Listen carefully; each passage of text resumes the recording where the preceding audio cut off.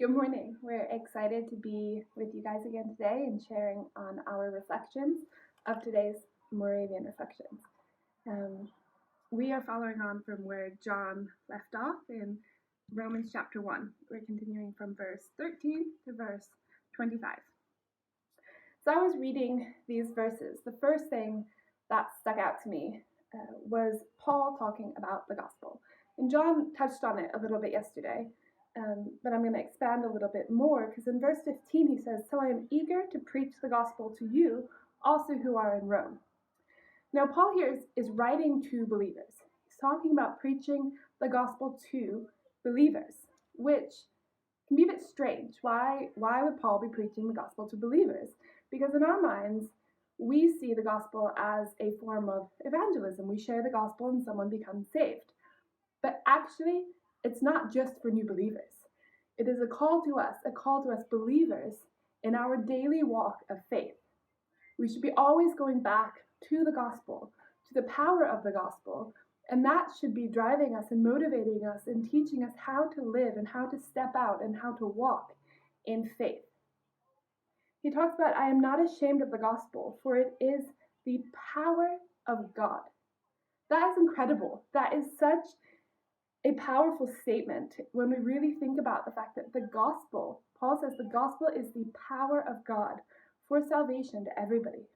And we have that. We have the gospel. We have salvation. We have the power of God. And it is written that the righteousness of God is revealed from faith to faith.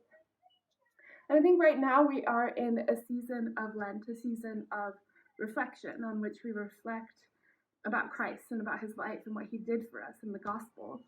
And I think it is so important that we really reflect on the power of the gospel that we have been given for our daily life and the faith that we have in that it is revealed from faith to faith. And as it is written, the righteous shall live by faith. So after the verses that Anna shared on, Paul goes on to share about God's wrath on the unrighteous, kind of a strange transition. But I think that Paul does this quite intentionally. And the reason why he does this intentionally is to highlight something. He wants to contrast the difference between the righteousness that we have through Christ by faith and that which we lacked before we had Christ and had faith in him. So he's basically showing the Roman church in Rome, that their identity. He's renewing their understanding of this. They were dead.